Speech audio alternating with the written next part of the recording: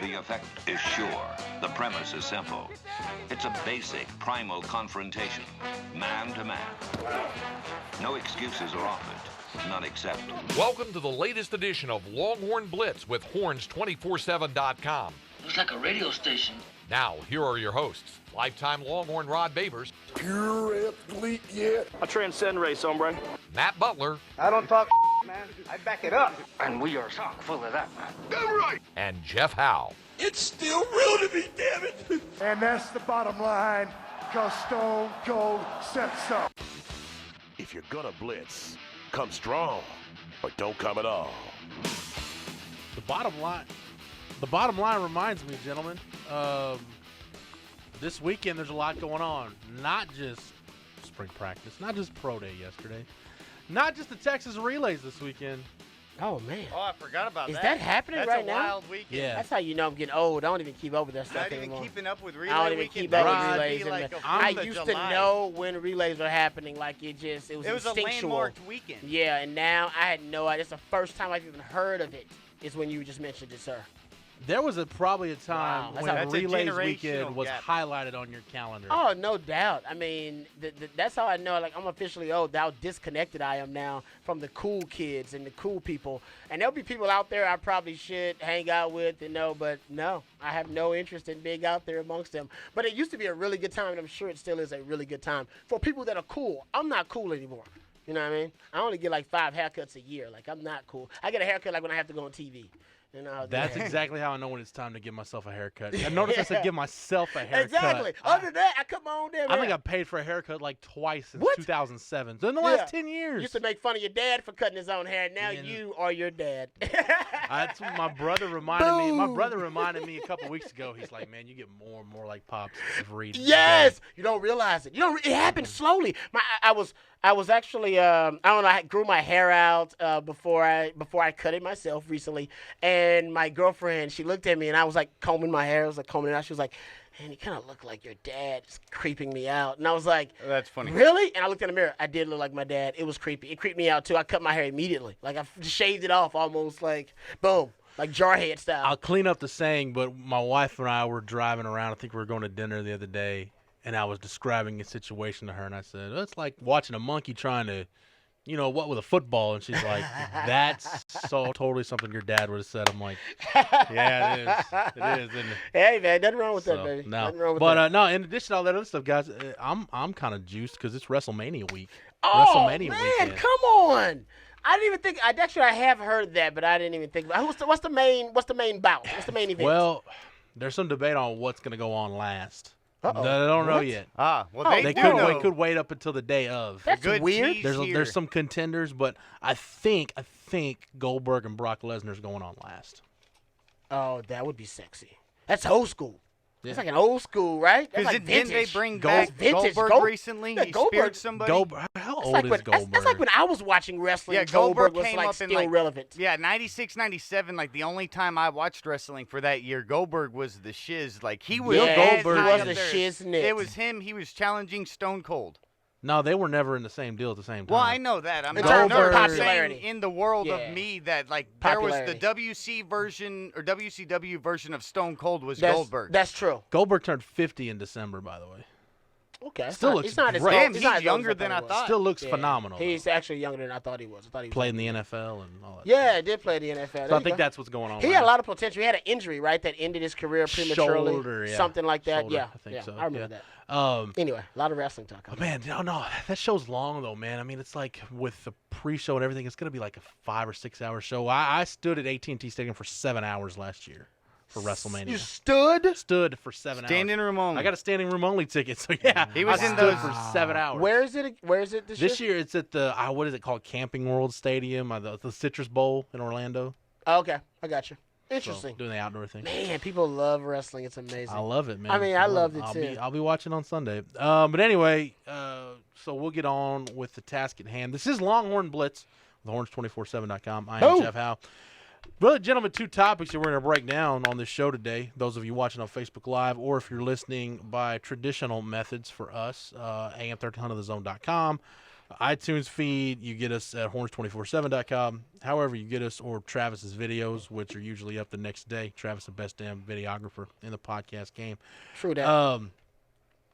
We really got two things to talk about: Pro Day and Pro Spring Day. Ball. That's right. So I want to attack this kind of going, because Spring Ball, we can take that a number of different ways. Yeah. So let's kind of get to the meat and potatoes, which is Pro Day, which was yesterday on the 40 acres. And as per usual, Rod B did not show up for Pro Day. Yeah, man. I actually thought they were gonna play it on like Longhorn Network, and they didn't. For like wow. the second year in a row. That's your fault for setting the bar too high. They got This is true. replay stuff. Yeah, they do it at like They 8 cut o'clock. It back They together. did like a 8 p.m. 1-hour special. I know. Yeah, but still, what's the point of having your own network if you're not gonna I air was in Pro the Day same boat live? as you. know what I mean? thought Like, they would show it live. Yeah, what's the point of It's having like the your own network combine. then? NFL's live from the combine for a week. I know. People love that stuff. Literally, the It just NFL has eats up made a ratings. whole week out of it. It's Especially- the NFL Network's top-rated show. Especially yesterday, because Florida and Florida State both had Pro Days yesterday.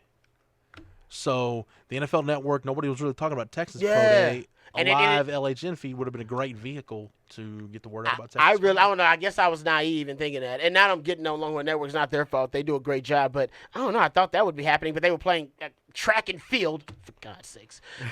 Anyway, so I did not go to Pro Day yet because I thought they'd be playing it. But I did want to actually check it out live. So that was my fault. Yeah, it I should was be lazy. a meritocracy. Football reigns supreme over track and field. Right? What the Come point on, of this ratings. network? It's You the know what facade the of people student want. athletes that they're all equal. But it's No. easy content, though. It's like 2 cameras out there and send Manny out there with a Instead damn of mic and editing say, them. Mike, and say, Manny, interview people and get some time Follow and Deontay be yourself. Foreman. Just Yeah. follow Yeah, Deontay who Foreman. Put a cares? GoPro on his helmet. Longhorn fans and don't let care him about go. anything. There's They just enough want to see it. to fill content. There's enough former players out there. Michael Griffin, man.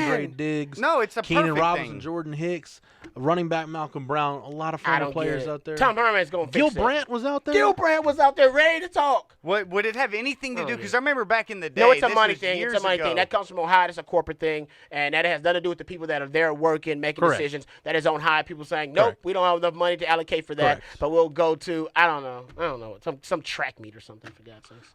I don't know. Turn on a Don't camera get in me the started. bubble, the all 22. Just let it go. There's some good folks. Agreed. That will be too.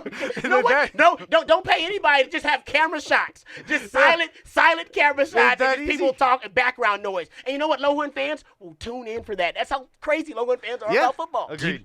Do you know how I watched the first 15 or so minutes of practice on Tuesday? Because with Pro Day, they didn't have a window open for the media. Oh, that's right. Okay. Snapchat. Yeah, You know how I watched? I watched it on Periscope. Oh, They broadcast it go. on Periscope. and you were cool with that. It's like, all right. That's fine. How did I know Brandon Jones was running #1 boundary safety right now? Saw it on Periscope. Start on Periscope.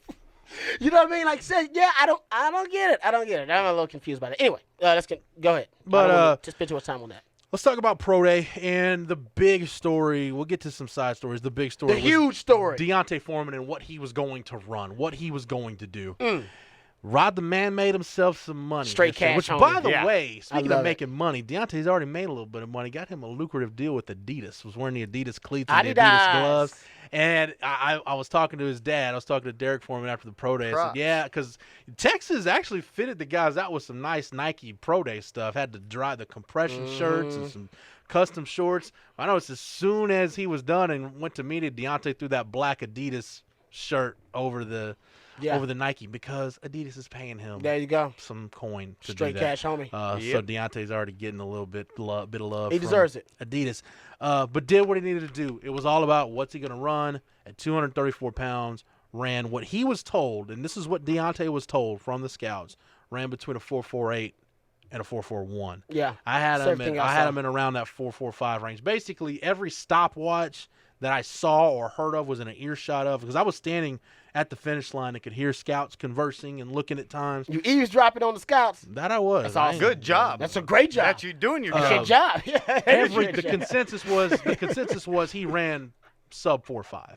Oh, Hey, no, I heard he was actually may have been sub like 4.45. Like he actually may have dipped below. Like I said, the 4.45. fastest I think he got clocked yesterday on a watch had him at 4.41. And that's where you can say he's a 4.4 guy. Who cares what hundredth you go with at that point? But that's a 4.4 running back at about 230 or 240. 230 That's pounds. as If you much take- weight and speed as you can get. If you take the 4.4, let's just take the 4.48 and say the 4.48 was his time. Yeah. Mm-hmm.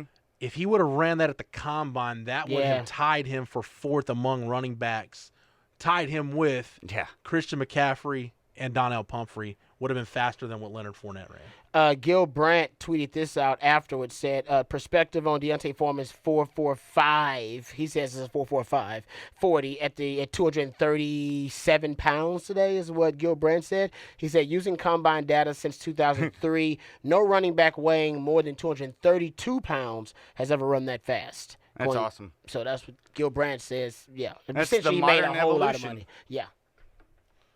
And he looked good pass catching, actually, out of the backfield. Yeah, I'll get to those drills here in just a second, but I want to find Gil Brandt had the guys that were that big. Okay. And Daniel Jeremiah said, just for perspective, that Cook ran a 4.51 and a 4.52. It's Dalvin Cook. Dalvin Cook at his pro day. Gil Brandt, of those running backs weighing 225-plus pounds, only 3 that he could find at the combine have run faster than Deontay Foreman. Mario Fannin at 231 ran a 4.41. Chris Henry at 230 ran a 4.41. And then Niall Davis at 227 ran a 4.37. Where were those guys drafted? We should go check that out. I don't know. And they Niall Davis was a decent one with the Chiefs because he was taking like third Arkansas, round. right? Yeah, third round. Exactly. He would have been and higher. then Chris I think Henry was, I believe, he had like some issues, right? coming off the knee injury. Yeah. Yeah, and then Henry had a good career, but I think he also was like a second or third. He was further down, but yeah, no, those numbers, I mean, that's just sort of like your modern evolution of a faster, leaner Ricky Williams body. Like when you have a big bruising back, but now you have that combined speed. It's sort of what you had thought Leonard Fournette's numbers and measurables would be when he was the touted back as a freshman. So it's only good for Deontay because all the questions were, well, is this football speed? Does he have legit speed? And, if you talk to the Foremans, said him and Armani, they've been right side and side their whole lives. It's just that Deontay sort of in those shadows, you never notice how fast he actually is until he's individualized. And individualized, he's as fast as any running back his size ever in the NFL Combine. That is impressive. Well, to look at Deontay and just kind of compare him to these other backs, when you stack his resume up against a Christian McCaffrey, you stack it up against a Leonard Fournette, he's got a resume now, guys, that's as impressive as any running back in this draft class. And the thing I think people need to understand, though, when you're talking about the running back pecking order and where you would slot these backs, Rod, something that you mentioned quite a bit, and me coming from the recruiting world, something that I definitely relate to, and I think people just need to get it in their heads that this is how some people look at it. A scout's job is not to determine what you do well. Mm-hmm. Anybody can look at a video, break down game film, whatever, and tell you what you do well. Look and see what a guy does well. An NFL scout's job is to determine where are your weaknesses, where are you weak at, why, basically looking for reasons to not draft you. Mm-hmm. And the guys that they determine draft worthy are the guys that have kind of the fewest number of marks against them. Everybody's going to have marks, unless you're kind of one of these super prospects like Jadeveon Clowney when he came out, or Myles Garrett this year. Mm-hmm. Yeah, if you're one of those guys that's just one of these elite top end type guys, you're gonna have Calvin Johnson, Andrew Luck. You're gonna have some marks against you. Those kind of no-brainer, surefire number one guys. So really, it's just a matter of who's got the least amount of marks against them. And Deontay Foreman, I mean, the negatives you're going to hear, only had the one really big year at Texas. Why didn't he start until he was a junior? He's got an injury history he had a hand injury as a freshman, had another one as a sophomore, played through one as a junior. All these things. This isn't to knock Deontay Foreman, because you guys know I love me some Deontay Foreman. Yeah. This is the kind of stuff. And Rod, you kind of got, with knowing the Shanahan family and everything, when guys are making decisions on investing millions of dollars into a commodity, all this stuff has to get put out on the table, and you've got to sort out. That's the job of GMs and personnel guys and head coaches, sort out, okay, of all this stuff that we've got here, what matters and what doesn't matter? What can we discard and say that doesn't speak to this guy's character or ability or what have you, or what's a real big concern that maybe we don't need to take this guy? I think it's going to help Deontay Foreman, considering that in this draft, at least look at all the running backs, they have more now with the 40-yard dash time solidified and that out of the way, that no longer being a question mark for Deontay Foreman. They have more question marks than Deontay does. Yeah. In skill set and off the field, I think more importantly. Now, Joe Mixon is considered by some to be the second best running back in the draft right now, skill-wise. Yeah. But off the field, the Patriots and the Dolphins are taking him off their board. They're like, no, there's no point. We cannot draft him. I don't think the they're Texans alone in that, yeah. I can guarantee you, as conservative as the Texans are, they've taken him off their board too. So they're probably about a third of the NFL teams right now that are probably thinking about taking him off their board completely. All right, so he's got enough baggage right there. Hell, Leonard Fournette upset a lot of people when he came to the combine. They didn't think he was in shape. They didn't like the fact that he had gained weight. Usually guys are trying to lose weight when they go to the combine. All right, he had gotten a little bit bigger. So a lot of people question his attitude at the combine and whether he took it seriously enough. Christian McCaffrey, everybody knows, got to get drafted by the right team. He's a specialty guy in terms of his fit, but if he finds the right fit, God help NFL defense. Hey, real quick, if he ends up being with the Patriots. I don't want to get too far off on a tangent talking draft stuff, but would you compare Christian McCaffrey to say a Reggie Bush type guy that if he stays healthy, maybe he's not a feature back, but if in the right offense, if you use him the right way, he could be a weapon for you. Yeah, those guys, like a modern Darren back. Sproles type guys, that you can use in that way. Multiplicity. Maybe Sproles is a better comparison. Yeah. No, Sproles should stayed healthy. End. I think if Reggie Bush would have stayed healthy, he'd have been used like that. He just, especially with the Saints, right? It was Sean Payton, but he just didn't stay healthy. C.J. Spiller was another one like that. Another one like that. But getting back to the point about Deontay, I mean, look at Dalvin Cook. Dalvin Cook's had 3 or 4 different incidents off the field. I think he was that was an alleged robbery at one point. And charges were dropped. Yeah, there's firing a weapon charge and violation of animal care. He's had some weird things that you can question his decision making too. There are some scouts out there in the NFL. I'm not a scout. I'm just saying what I've heard that are saying, you know what?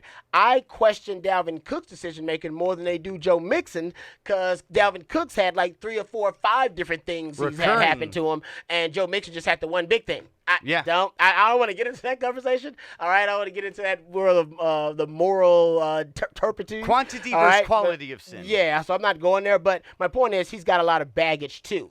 So all of the running backs who are at the top of the board, they all have baggage, it would seem. Deontay Foreman doesn't have that off-the-field baggage. And some teams, that limiting risk is so invaluable, the fact that you can get it. I think he's rising up draft boards as a result of that, because I think the NFL is really, really aware and really cognizant of players who have those issues off the field. And it's the running back position. I don't have a lot of time to maximize the value of this guy anywhere in the league. Those guys top out at 28 years old anyway and end up out of the league by the time they're 30 unless they're really, really special. So you don't want a guy that's going to end up getting in trouble and doing something dumb at the running back position, which, by the way, is a position notorious in football for doing dumb things. Yeah. It about just as is. Dumb OJ, as it gets. Ray Rice, it just is. It goes way, way back. It does. But I would say that's going to help him now that all the physical questions are out of the way. I'm looking at Mike Mayock, and granted, there's a lot of great draft analysts out there, but Mike Mayock is a guy that I love and I trust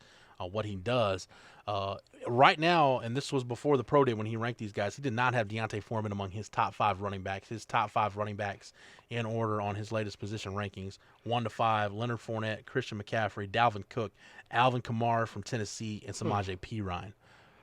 I forget about Samaje Perine too. Yeah, I mean it's a loaded running back class. I think one GM said it's the deepest running back class in NFL history coming out in the draft. Can we say this, Rod? In any other year, is Deontay Foreman a no-brainer first-round pick? I don't know, because the value of the running back position is to the point where we've seen years now where running backs, we've seen one drafted in the first round or none drafted in the first round. It's just the value of it now in the NFL. Let me rephrase that. In any other year, is he viewed as a no-brainer first-round talent? Yes, no doubt. This year, I mean, think about it. Hell, you can get Joe Mixon maybe in the 5th round if you want to roll the dice on him. Yeah. That guy's a first-round talent. Some people think he's going to end up being like a Randy Moss-type talent in the NFL. I'm not saying that. I'm just saying what NFL scouts are saying. And you just mentioned his teammate. All right, a former teammate, Samaje Perine, who's going to be a 4th, 5th round pick as well. That's not including Dalvin Cook. And then you got Leonard Fournette, who since he was an 8th grader, people were saying he was going to be the first running back drafted whenever he came out, right? I mean, that's just the truth. Yeah. So it's just one of those those, and then Christian McCaffrey. Forget about him. You got so many different running backs. That's not to mention all the value picks that are probably, I don't know, the 8th, 9th, 10th best running back in this draft class, who we've seen a lot of times those guys end up being the best value diamonds in the rough for NFL teams because they go to really good teams. Yeah. So I don't know. I think he's going to go second round right now, second and third round. Yeah, he'll be in that first group of running backs is how Yeah. I would say that he would be taken. But when you look at the fit for different teams, Yeah. it really can dictate multiple rounds to where exactly where he goes in relation to it being a good high draft pick or him dropping. It may just be situational because there's a few guys and a few body types that fit the type of backs guys that want. And, you know, looking at Deontay's style, that's the copy that there are a lot of. The good thing for him is measurables, having the speed, being the fastest of those big guys in a situation where you're going to have to be durable. That's really good for him. And then the pass catching ability should be able to elevate him above some of the other backs. When you, like you said, look at all the reasons to not draft a guy, he really is the safest Right? bet. So Seems that's to where me. you could say for sure probably going to be in that first 3 rounds, what used to be a first day pick. But to find it wouldn't surprise me if he dropped all the way down to the beginning of the 4 just because nobody's taking him until then, because it's now almost like a collusion. It isn't a collusion, but when you value certain pass rushing positions or playmaking DB. positions or core, you take those risks earlier when you see the depth of it. We'll see the same thing in the NBA draft coming up because it's so deep that teams will be trading down to get to that 10-11 because there might not be a difference between the 4th pick and the 14th. And with running backs, these guys, there might not be much a difference from number 2 to 10. This is how you know that, and I agree totally with Matt. I think if you look at all the running backs right now, Deontay Foreman has, if you look at it like a scout is a critic, he has kind of the least amount of negative marks against him, like the fewest concerns and question marks. I'm not saying that just being a homer, I'm talking about on and off the field. We just went through some of those. But this is how you know scouts really, I don't think they know Deontay Foreman. I don't know if they've watched enough film on him. I think they've been kind of echoing just what other people have said about, I don't know if he has the burst and all this kind of stuff. Here is Lance Zierlein, who is a draft analyst for NFL.com. His assessment of Deontay Foreman one day ago before the 40-yard dash. When teams beat Foreman up, it's sometimes about burst. But I think he has burst. Some worry about ability to play on third down. I see him second day. And Josh Norris, who I think is a Roto World NBC draft analyst, he says this might be crazy, and maybe it is the 233-pound frame that leads to expectations. But my biggest question with Deontay Foreman is versus first contact. And it's like, I don't know what he's exactly. Like, what? What are you talking about? Did you only watch the last game of the season last year because all they did was bounce off of him? Yeah. So I don't know if the scouts, because you're right, he hasn't had a lot of film on him. I mean, it's just that one season of film. I'll go through, guys, real quick. That these are the NFL teams that need a running back according to NFL.com. I'm just looking at where they rank each team's top 3 needs. These are the teams where running back is a top 3 need. The Panthers, the Eagles, the Colts, the Washington racial slurs, I'll throw that in there for Rod, the Bucks, the Packers, the Vikings, and the New England Patriots. He's a perfect replacement for Blunt. I was about to say that earlier. Down the road. Value. That's scary. Talking about that. Raiders could use a back, but the Vikings also use a power back like that to replace Adrian Peterson. Man, I think about the Patriots. Really good. Same with Indy, because Frank Gore's been that power back for so long, and he could fit really good out of the backfield. And pass protection is going to be key because Andrew Luck has no offensive line. If they can get a back that can block, that's going to be real big. So before we move on and talk about other pro day stuff, since we are talking about running backs, I would be remiss if I did not mention that today, as we record this, March 29th, is the birthday. That's right. Of the Tyler Rose. Oh. It's Earl Campbell's birthday. Skull brother. What is he, 62? 62. Yeah, 62. So happy birthday, Earl. Happy birthday to Earl. Yeah, no doubt. Out there in Longhorn. Go, brother. Ran the ball like, I would say ran the ball as if Bevo was a football player. That's how Earl Campbell ran the ball. It was basically Bevo incarnate. That's a pretty good, dang good description. He really did. He lowered his head just like a damn bull. It really was. Yeah. So let's move on and talk about some of the other guys at Pro Day. Guys, my pick to be the only other Texas guy that I feel has a really, really good chance to get in a camp and make a roster of all these draftees. I just look at Kent Perkins, and I think he's that type of guy that with his body of work, his talent level, I think he's got a chance. To me, he's kind of what, in that same category with Donald Hawkins and Trey Hopkins, guys who've carved out pretty decent NFL careers for themselves. They're still hanging around in the league undrafted after all this time. I think Kent Perkins is a guy that can go in and make a team. Did 35 reps on the bench press yesterday at 6'4", 320 pounds, 30.5-inch vertical jump, 8'11". On the broad jump, I had him on the 40 at 5'15". So I don't know what that would be in terms of 10-yard split, but that's probably right in the area you would want especially for an interior offensive lineman. I would think would be pretty good. Kent Perkins is a guy too. I think teams could look at him, right? A team that might kind of like him and say, well, 3 offensive line coaches in 4 years, basically had a new offense. I agree with that. Every year he was at Texas, was part of, wasn't a huge.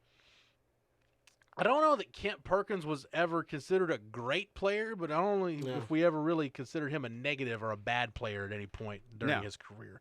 He was just kind of steady. So, but the point is, did he play more than one position too? Didn't he? He played some tackle. He played some guard. He was kind of a fill-in guy. Kind of, especially earlier in his career. I think there are a lot of guys like that, man. I mean, who comes to mind? Adrian Phillips is like that. Yeah. Remember Adrian Phillips, the Jack defensive of all back? trades. Right? And Adrian Phillips had some injury issues on the 40 acres. Chris Whaley was one. You know what I mean? But Adrian Phillips was unique because he was never a great player on the 40 acres. Nobody was ever like, man, he's a playmaker now. He's a ball hawk. That guy's going to get drafted.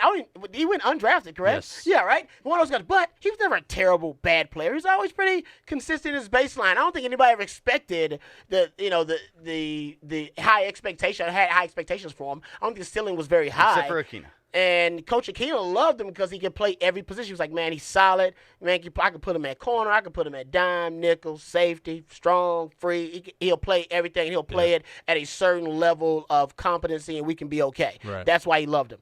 And turns out the NFL saw him. Was like, oh, you know what? Yeah. And he got into a camp, and they saw the same thing. NFL loves that, by the way, a guy that can play everything, because usually you got high football IQ if you can do that, and it means you're an overall good football player. You got good football instincts. You can put somebody somewhere, and they kind of understand the football angles and the technique and why it works and what you need to do.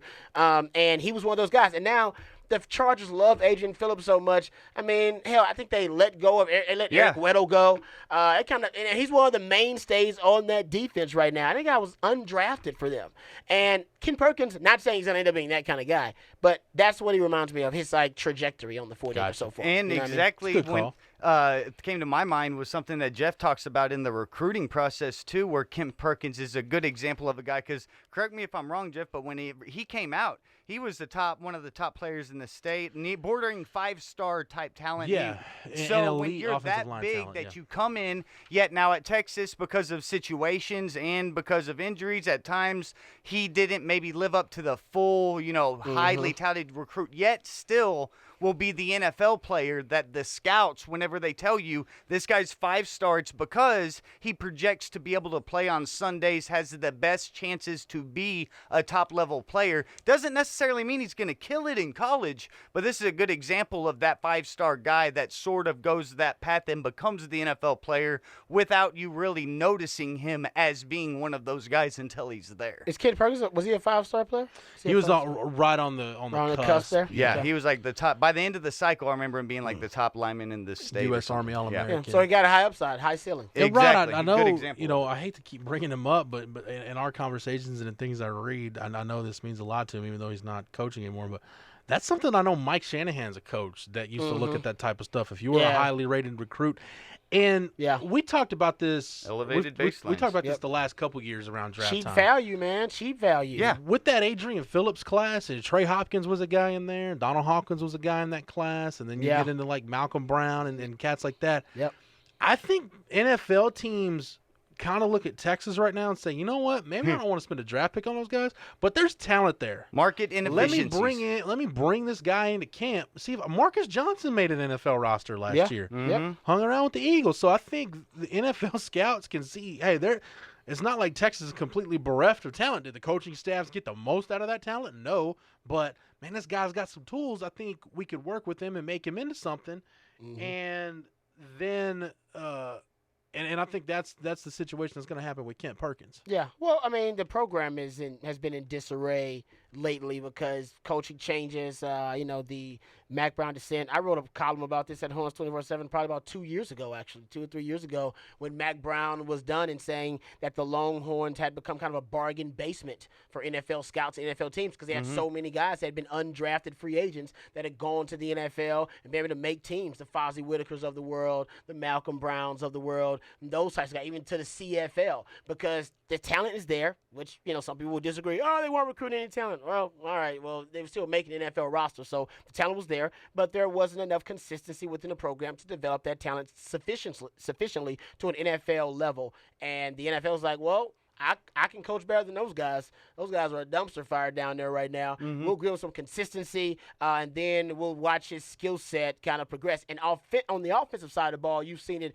more than on defense at Texas, because that's why you haven't had an offensive lineman drafted since 2008. But you've seen some offensive linemen make NFL rosters. Running back, same thing. Brought up Malcolm Brown, Fozzie Whitaker, undrafted, but able to make rosters. So you've been able to see that that kind of undeveloped talent, but still it's talent. It's there. The ceiling is there because Texas is still going to bring in top-end talent no matter who the coach is. Exactly, and that's where when you're talking about these scouts and how these teams can differentiate yourself from one or the other, it's where you find that value and how we always talk about the Patriots being the team that never overpay. It's always getting more than expected for that little part of the salary cap, and when you're looking at players being drafted, like you said, this could be an exploitable market inefficiency. It's something that you saw in Moneyball where you had to go get the guys that in baseball that didn't fit the traditional frame or anything that still had the skill set to make it. And when you look at Texas, if there is, say, a negative stereotype that maybe wasn't even there when it was the soft players, but now the down program players, and then you have teams going in and just trying to find a guy, well, it's like, okay, he maybe not be a superstar, but if we can get this guy to come in at a, say, 5th round level production, yet you get him at undrafted, that really means you can even keep him cheaper if you go to that second contract. And then those are the type of guys that also, when that second contract comes up, you cut loose and let go, do whatever, because you can regurgitate this process. If you're lucky enough, trade away one of these players to be able to continue this process around. And you see it across some of the best teams in all of sports. And Texas really does make sense to be one of those few programs. There are other programs that you can do this with in college, but there's a handful of them every single year that schools do or scouts do exploit. Yeah, a lot of people are doing it at the FCS level. Bill Belichick is famous for it. I'll give you a stat before we move on and talk about something else, because I know you guys want to change the subject. But here's a stat for you. The Patriots and the Cowboys have basically had the same amount of draft success since the year 2000. I'm not making that up. All right? First team drafted all pros, right? Patriots have had 16 since 2000. The Cowboys have had 17.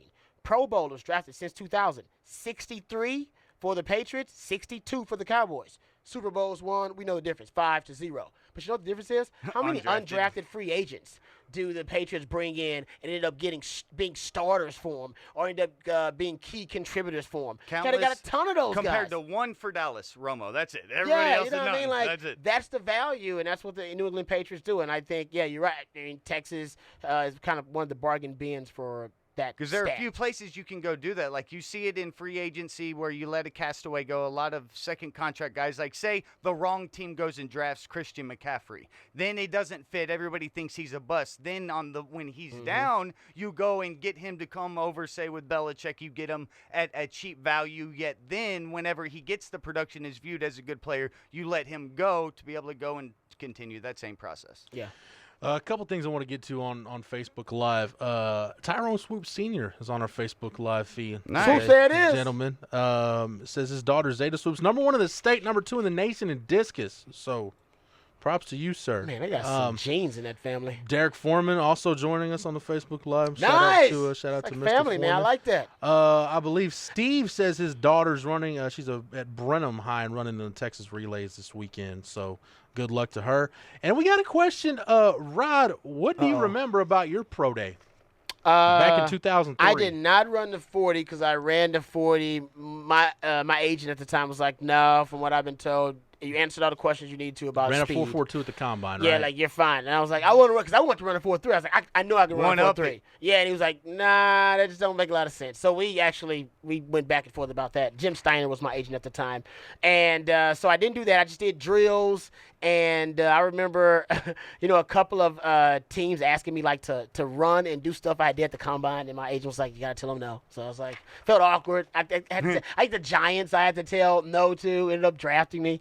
So yeah, that was awkward. But other than that, it was cool. I mean, I had a good class to come out with. So we had Corey Redding, Chris Sims, Derek Dockery. Yeah, Derek Dockery. So it was a good group. You had everything you needed if you were an NFL team. Like if you needed no lineman, you needed a D lineman, they got quarterbacks, DB, like it had a little something for everybody. That was back when Texas fans were it's a down draft. I ain't got nobody in the first round this year. Yeah, and dang, we'll settle for a couple guys in the seconds and some thirds and some fourths. And they won't say it and I don't know how much, but they also come to schools because they want to ask about the guys who may be coming up next year too. Right. They can't obviously talk to those guys and all that kind of stuff, but they can come hang out and go talk to the strength and conditioning. Go, hey man, what's up with Said B? I heard about this kid Said Benson, y'all got it. What's up with this Roy Williams coming out next year? Yeah. Like they can come down and do recon, if you will, too. So back then Texas was, and not saying it won't be again, but it was a factory. I mean, even for the Makovic guys from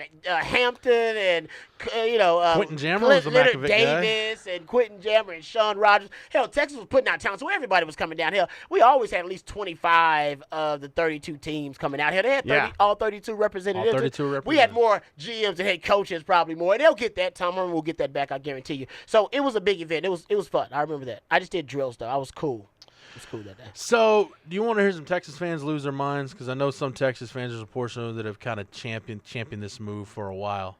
Get it? Sure. Tyrone Swoops intrigued the heck out of me as a tight end prospect. Hey, Nice. you ran a 4.6. Was it 4.65? I had him. This is my unofficial times, right? Everything was hand but time. 4.65. That's faster. But I'm than looking Cam at Newton. I'm looking at stopwatches around me and trying to figure out, okay, was I a little fast? Was somebody a little slow? Kind of where's the sweet spot? Where's Mr. Swoops? Okay, Swoops. I had Tyrone Swoops at 4.63 and 4.67. Yeah. I had somebody told me 4.65 that was there, and I was like 4.65. So in the 4.63 to 4.67 range. Yeah, because I think Cam Newton did run like a 4.63 at the combine. At 247 pounds, man. I told Tyrone this when I talked to him after the protest. Like, Tyrone, I was like, dude, you never look better. And he's physical. We know he's physical. We know he ain't afraid of contact and physicality. Okay. We also know that he's an athlete. He basically had him playing running back there, and then playing the quarterback position, and now he wants to play tight end. So he's athletic. And I'll say this. Tight end position, and we've talked about it on this show, it's one of those positions in football where projects work out. They seem to have a disproportionate success rate with just throwing a project at tight end, a guy who's just really athletic and has the frame. Yep. And he's athletic and has the frame. The Cowboys drafted Rico Gathers last year. Yeah, you know what I mean? We see that all the time at tight end. It's like, that guy's kind of a freak. He's big. He's strong. Put him at tight end. You know what I mean? And it works out a lot. It's the Gronk position. Yeah, to the NFL level. Guys like Jimmy Graham. I mean, those stories go on and on. Antonio Gates was a basketball player. Yeah, so I think Tyrone Swoops could. What happened to Blake Bell? Did Blake Bell try to do it? Yeah, Blake Bell. Did he end up with a team? He was with the 49ers. I want to say he's on the league last year. Yeah. You guys give me just. I bought him in daily fantasy in a game this year. Blake Bell was slow. Blake Bell had to run a 4.8. He was slow as hell. Yeah, I just Googled Cam's was anywhere from a 4.59 to 4.67. So that's the same time. Andrew Luck's that same speed. Johnny Manziel ran a 4.65. So that's very very fast for Swoops. Blake Bell is still with the San Francisco 49ers. That's what I'm saying. Yeah. And Blake Bell made the same exact transition as Tyrone. I mean, literally the same pass. Exact one. He was right. Bulldozer, Swoops. There starting it is. quarterback at one point, then became the specialty, the Belldozer, as Matt just mentioned. For fourth down, short yardage, and third and short. I'm looking at Blake Bell. And moved This to is tight end. NFLDraftScout.com and his draft profile for a 40-yard dash. This says 4.8. This says low 4.67. High 40 times 4.77. Okay. Yep, so that's where Swoops. It comes down to his first mentality. If he's going to be a guy, can he block? Does he like to block? Or secondly, is he freakish in his athleticism in the open field? Can he catch? Exactly. I'll tell you one this. or the other. 19 reps on the bench. For a guy, quarterbacks You don't don't lift. do a lot You don't of lift. lifting, upper body You don't lifting. lift. Yeah, you don't lift as a quarterback. 35-inch vertical. That's how damn you know he's an good. athlete. That's He's good an for a athlete. receiver right there. And he's a already seam pass. 6'4". Yeah. Can And he I catch the didn't ball? see him drop a pass. There you go.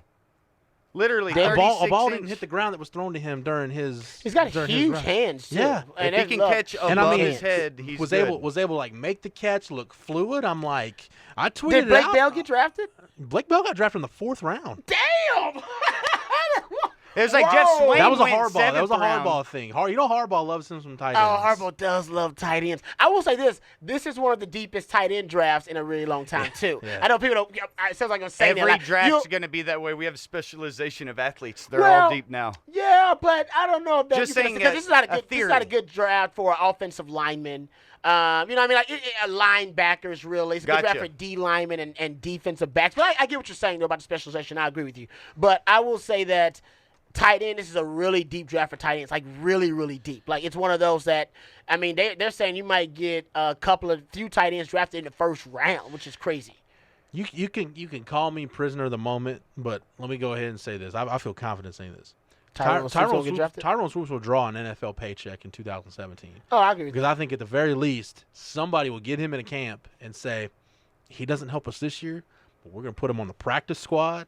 We're going to develop him, and we'll see if he can be a roster guy next year. The upside, just like you said with Rico Gathers, a basketball player from Baylor that did the same thing last year. What was the last tight end from Texas that was drafted for the Cowboys? Jeff Swaim. Jeff Swaim. Yeah. Jeff Swaim had like 1 year of film and didn't really. He had 2. He had 2 years of film. Okay, well, 2 years, and wasn't really utilized as a downfield pass catching tight end on the 40 acres.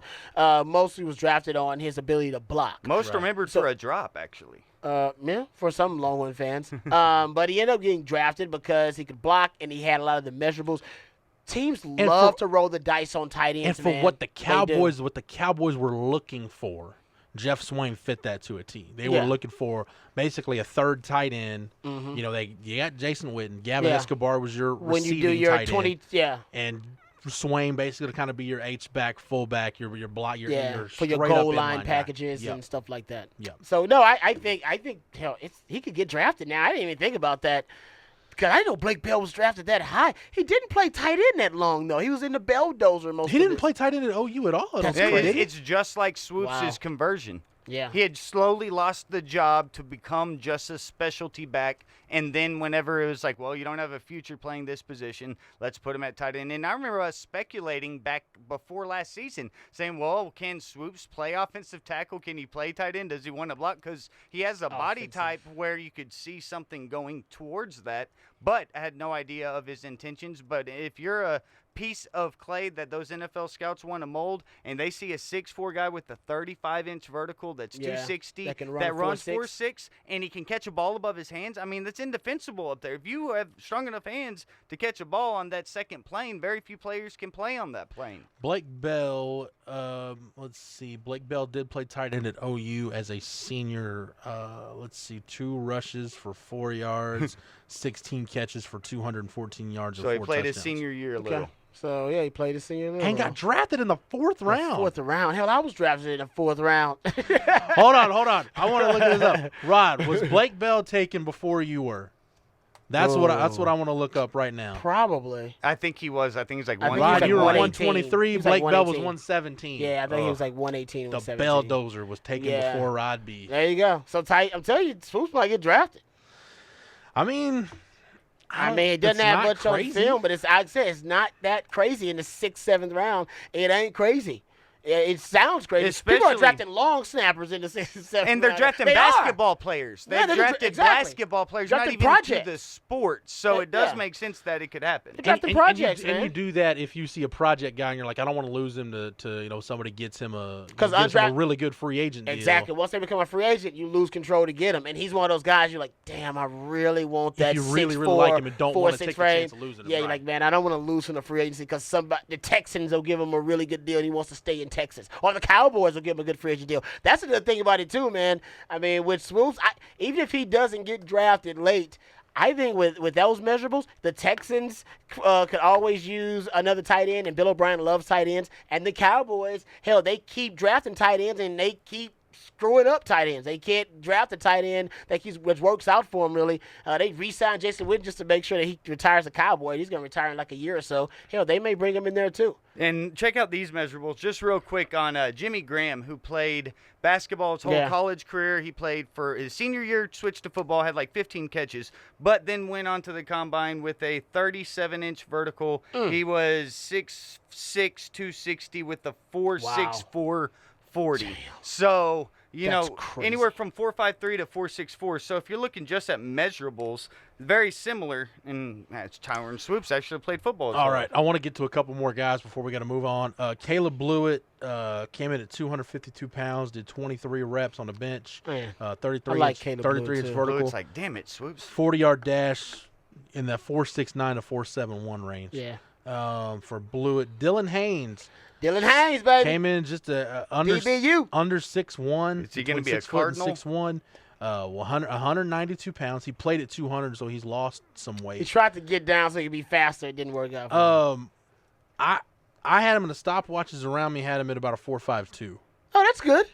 Which he said that's kind of what he was hoping to run, that low 4.5. That's high good. 4.4 I thought range. some people had him at a high 4.5. That's fast. 20 reps on the bench. And how about this for Dylan Haynes? 38.5-inch vertical. Damn. White men can jump. Went 10-4 on the broad jump also. See, people be hating on Dylan Haynes. I always said Longhorn fans, they are a little bit reverse racist when it comes to white safeties. 4.5 40 with a 38-inch vertical. They always complain about our white unathletic. safeties, whether it's Blake Gideon or Dylan Haynes. Both those guys have been ballers for Texas, but they hate on the white safeties. I don't get what it is. I love the white safeties. It's my brothers, DBU. And that's pretty much the extent of my notes from 38-inch vertical. From Pro Day. Damn, that was good, actually. That's really good. Yeah. I mean, I think mine was like 37. I was about to say, what was yours? It wasn't 38. I was like 36, 37, I believe. Damn. Oh, Rod B. We'll see if Dylan Haynes out-jump Rod B. I got out-jumped by a white boy. Ain't nothing wrong with that. Nothing wrong with that. White men can jump sometimes. I love the internet here. It's awesome. Terrible. No, that shows a lot. Though. Rod, 37 inches. Dylan Haynes out-jumped you. Yeah. Well, see, I probably should have did the vertical again when I went at the pro day. Should have told Jim Steiner. No, I'm redoing this. I should have did that. Yeah. I'm doing this vert again. But Dylan, how tall was he? Was he 5'11", 5'10"? What was he? Well, he's between 6 foot and 6'1". Oh, that's real. Dude, he's got that. That's good. That's some good measurables. I and like range. that, man. For That's safety, good. yeah. He's not gonna get drafted high or drafted at all, probably, because he's a white safety. And, I mean, He'll be like Blake Gideon. The Cardinals will pick him up undrafted. No, He'll be I'm on the serious. camp. You know it's true. He's not. Listen. Yes. Those measurables. Those are good measurables. Those are and draftable. He is top 5 all time interceptions at Texas. He's got some film that may be questionable about angles of the football and things of that so nature. his football IQ may not be there. I think his football IQ is very high. I Okay. just think sometimes athletically he gets out of position and he's not like an athletic freak to get himself back in those positions. He's got like a riverboat gambler's mentality without, you know what I mean? You're going to bait people into stuff, but he doesn't have the Deion Sanders type speed to catch up, you know what I mean, to be baiting people into those situations. I think he's got a really high football IQ. I didn't know he would have those type of measurables.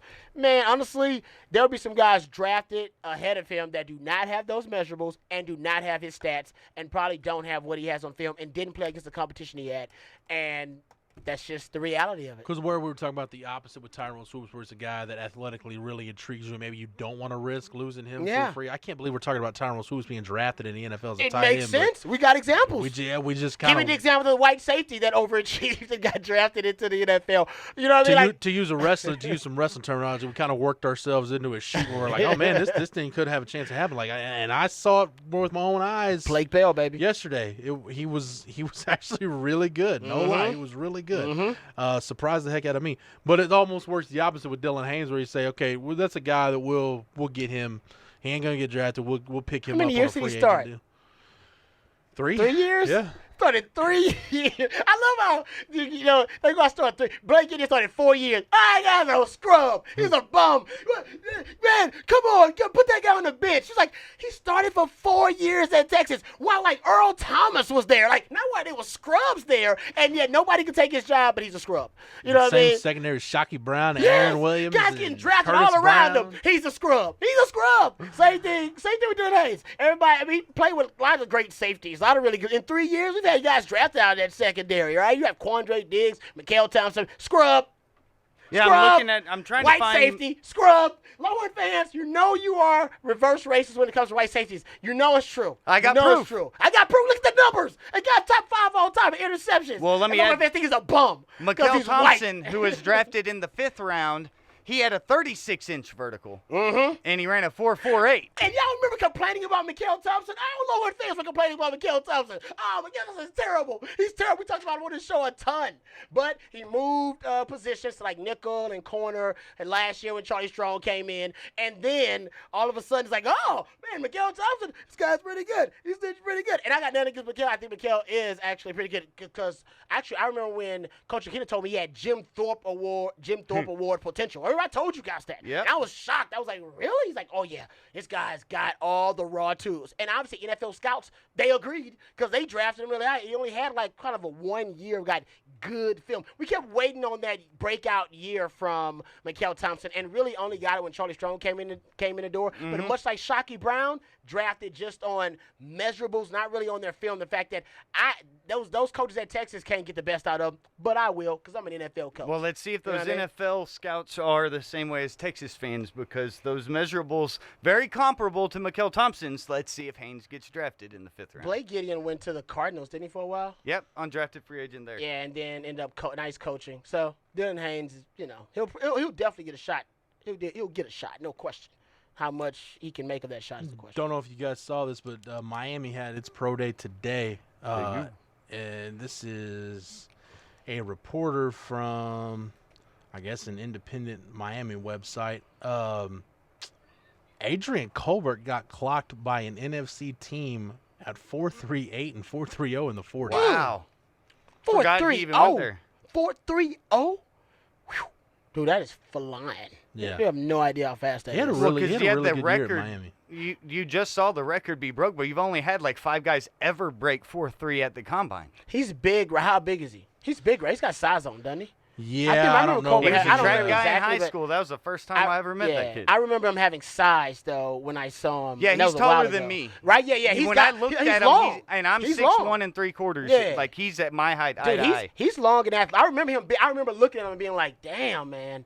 If it all comes together for you, young man, you're going to be impressive. He was long. He looked like Legion of Boom. Very rangy. Man, see, there you go.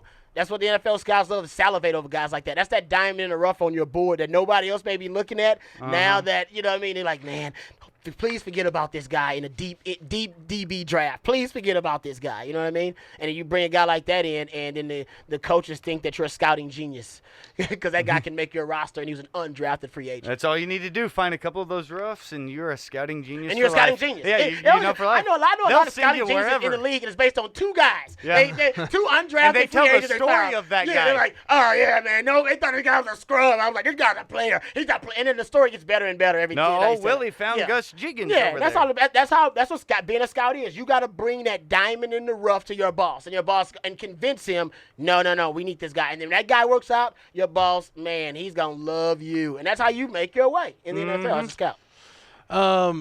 let's go ahead and get to some. We'll have more on Pro Day kind of as the draft process goes on, what we pick up, what we hear. Tyrone Swoopsy and Kent Perkins both said they're getting some interest from NFL teams, and they'll have meetings and things like that scheduled. No doubt.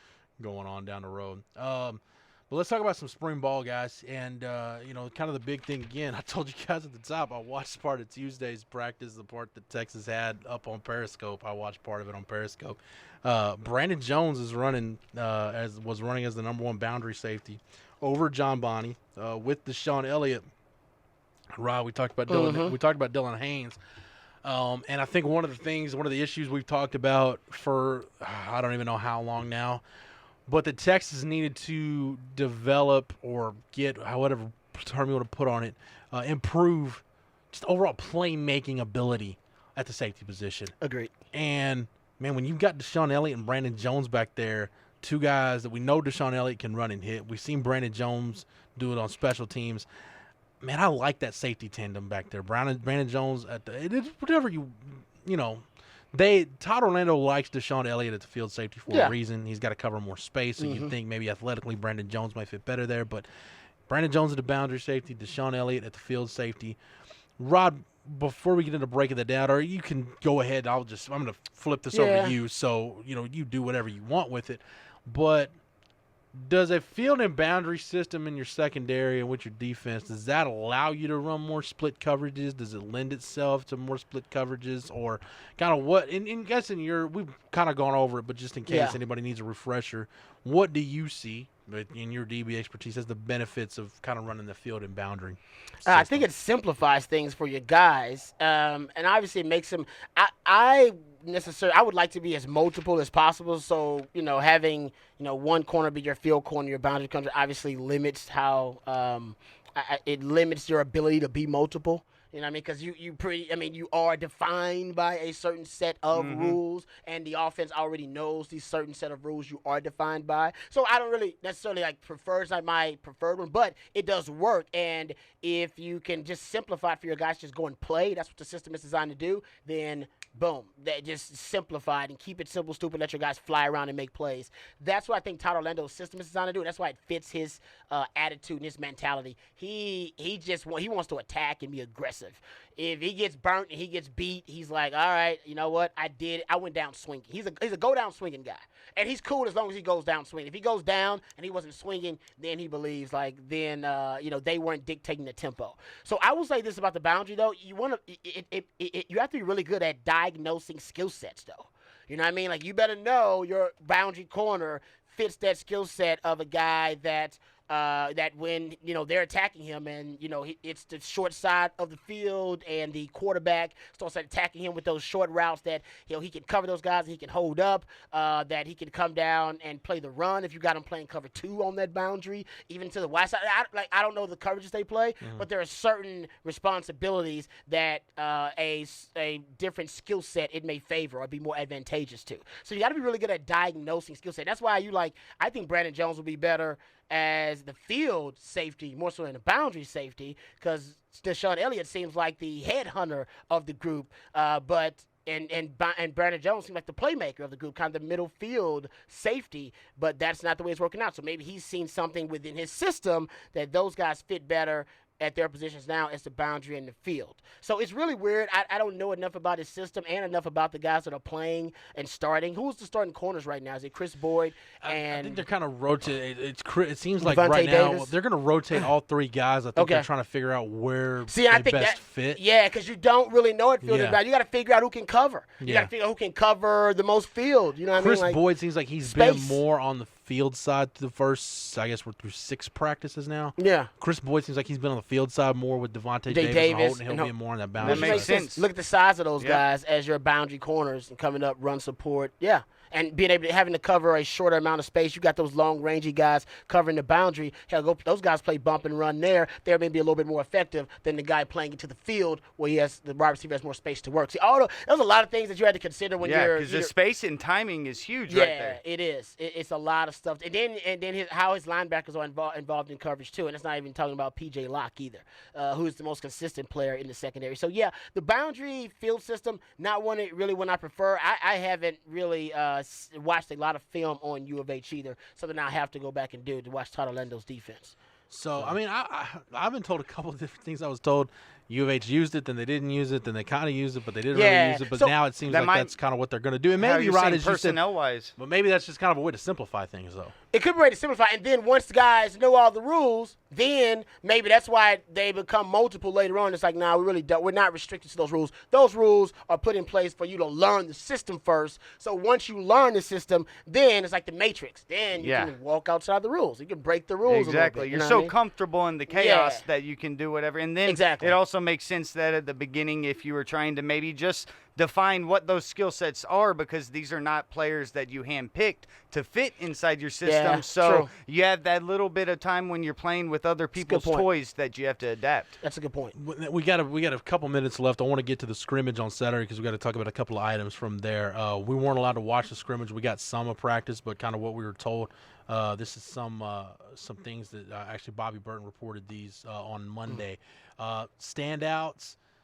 It seems like right now, and I guess you'd expect this, Rod, for the defense to maybe be a little bit ahead of the offense at this point, just in the early install phase. Yeah. Standouts, Malcolm Roach, Brecken Hager, Jeffrey McCulloch. Also mentioned Gerald Wilbon up front and Holton Hill also. That's good for Holton Hill. He needs that. His birthday is today or something. Especially after the year he had last year. Told the coaches were generally pleased with the play of both quarterbacks. Shane Buechele, as you would expect, is ahead in terms of the nuances of the passing game and everything like that. No surprise there. Colin Johnson, Devin Duvernay, both really good scrimmages. Hey, Colin Johnson, Devin Duvernay, and Gerard Hurd, I think, are going to be the 3 breakout wide receivers. It better be Gerard Hurd. That's your first group right now. Is it really? Okay, so that's why I'm thinking, because that's the only reason that I am not yelling and screaming about Tom Herman moving Gerard Hurd to quarterback, is because I am predicting now that Tom Herman has seen something special in him and that he's like, this guy's going to light up the Big 12. So Gerard Hurd is going to be a breakout wide receiver, only because if he's not, I am going to be really pissed off about him not playing quarterback. He better not be sitting on the bench. You know what I mean? That wide receiver, he better be out there, and that's what I think. But, man, your second group, though, right now, your second wide receiver group is Armani Foreman, Lil Jordan Humphrey, and John Burt. That's a pretty. That's almost your starters 2 years ago. It was your most electric Foreman and athletes. Lil Jordan Humphrey. Foreman and Burt were, Yeah, exactly. And what looks so good when you're talking about Hurd is the fact that, like, when I just thought about it for the first time with Duvernay and Johnson, it's like, it's the first time I feel like we have 2 NFL players on the outside that I think will be there in 3 years. Like, you haven't felt that way at Texas in a long time. And then maybe that just opens up the abilities for Hurd in the slot. And then especially when you have a second unit, which we felt was, say, the strength of the offense 2 years ago was Armani Foreman and John Burt, and that can be where you're talking about actually having that. But Hurd, keep in mind, Matt, Hurd's not in the slot right now. He's on the outside. Still, those 3 as starters, very impressive. Right. Yeah. 2 NFL guys will make Hurd even better if he's going to be in that position. This is true. But Duvernay in the slot's awesome. The wide receiver talent on campus right now, it's as good as it's been. Honestly, in terms of just raw talent, it's as good as it's been since the Roy Sloan and BJ 2001. days. Yeah. I mean, it's that damn good. It's real good. I agree. It's that 2000. Really good wide receiver talent. The last thing I want to close with this, guys, is talk about the injuries that this team is dealing with right now. We talked a lot about the Jason Hall injury that's going to keep him out the rest of spring. But now, maybe the one guy that if you say who can't get injured, at least you don't want anybody with a season-ending injury, but who can least afford to miss practice time after one of the 2 quarterbacks, because that's a different deal altogether. Yeah, Chris Warren. Chris Warren's probably at the top of that list. Chris Warren. And Chris Warren's got a hamstring problem right now that it's going to cause him to miss some practice time. Rod, they're kind of the walking wounded at running back right now, because on Tuesday it didn't look like Sunil Carter was back yet. He was held out of the scrimmage on Saturday. Kirk Johnson was held out of the scrimmage on Saturday. So Kyle Porter's going to get what Bill Parcells used to do to rookie running backs in the preseason, which he would take those guys and in that next to last preseason game, it's like, hey, I'm going to run you till you puke. Hey, show him some, Kyle. You got a chance if Kyle Porter's ever going to have a chance to win a job, this is it right now. This is when he does it. You got to make his move. You can't complain about that. That's great opportunity. Sometimes you never even get that opportunity. But this I agree with you. This is an issue. This is something to be concerned about. Because it's kind of like, and I love Chris Warren as a talent. But even Kirk Johnson. Like, I've been hearing about Kirk Johnson. I haven't seen anything because he can't stay healthy. At some point, Derek Foreman mentioned it on not in relation to any of the running backs on campus, talking about Deontay, and coaches will say this all the time, man. Your best ability sometimes just needs to be your availability. Durability, baby. Trust me, it ended my career. You can't make the club in the tub. Yeah. That's the only as a player that you got to be able to stay healthy. And that's not always doesn't mean you're a bad person. That's not within your control. But the fact of the matter is the world still turns, right? And we still got to play football. So, yeah, hell, graduate transfer of quarterbacks. How about graduate transfer of running backs and tight ends? All right, because Texas needs them at both of those positions. But, Rod, you're very good friends with Bo Scaife. There was a time in Bo Scaife's career where, as good as he was, the coaches couldn't depend on him. Jordan Shipley. Yeah. Coach Mack Brown said, I didn't trust Jordan Shipley in 2008. I didn't trust. I couldn't. Yeah. I couldn't build an offense around that guy. That guy was, he have your hopes as high as the clouds, and then something unfortunate or bad would happen. He'd get hurt, and then Texas is SOL in terms of that passing game. But it just so happened that Jordan Shipley got on a healthy streak. And becomes a luxury. And that's where something that can become, it's really cool to see. So did Bo Scaife. It's a detriment that can actually become a massive luxury at the end, because it gets to the point where you don't expect something from them. And then if they can give you what you had thought you wanted, then, that's bonus. What he was in 08, Shipley was that. And it really helped Bo you a Scaife ton. Was that, yeah. Exactly. Because you had moved on. You had David Thomas, and then it turns out, hell, Bo didn't healthy, and then he had Bo's on his 16th year or whatever he was on. And then David Thomas, you're like, holy Chicago, we got probably the best tight end combo in the country. Yeah. You know what I mean? And then along with the best running game and it all came. Yeah, so I agree with that's a great point, because you got to prepare. You hope for the best, prepare for the worst. If you're Tom Herman, you got to prepare for the worst. Yep. The worst is you may not have Chris Warren. Yeah. You may not. And it's unfortunate that Antonio Carter's kind of going through something that sounds like an ankle at the same time. Kirk Johnson. So you got Kyle Porter, and then running with the second offense in that little clip of practice that I saw from Tuesday, Trenton Halfley, one of the walk-ons, was running as a second-team running back because you have nobody else. Wow. That's it. That's all you got. Yeah. That's scary. That's scary for Longhorn fans. I'll tell you this. And we know the quarterback is involved a lot in Tom Herman's running game. Yeah, but you ain't deep enough there to be running quarterbacks either. Tristan Houston suffered an ankle injury in the scrimmage too, so he would have gotten some second-team reps. Be thankful, Longhorn fans, that Tom Herman decided to take 2 running backs in the 2017 class.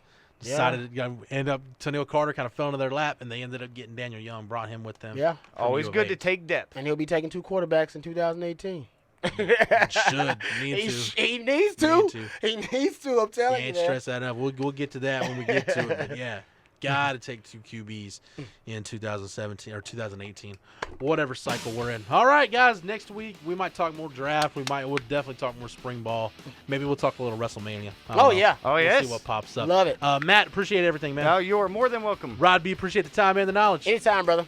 For Matt, for Rod, for Travis, the best damn videographer in the podcast game. For everybody at AM 1300 The Zone, AM1300thezone.com, where you can hear this podcast each and every week. And thanks to Matt, you can get us on iTunes, TuneIn, SoundCloud, and any podcast app. Yep, just type in Longhorn Blitz. For the Zone family, for the Horns 24/7 family, I'm Jeff Howe. Thank you so much for downloading and listening, and we will catch you again on the next episode. You've been listening to Longhorn Blitz with Horns247.com. Remember, for the latest Longhorn news 24/7, visit Horns247.com.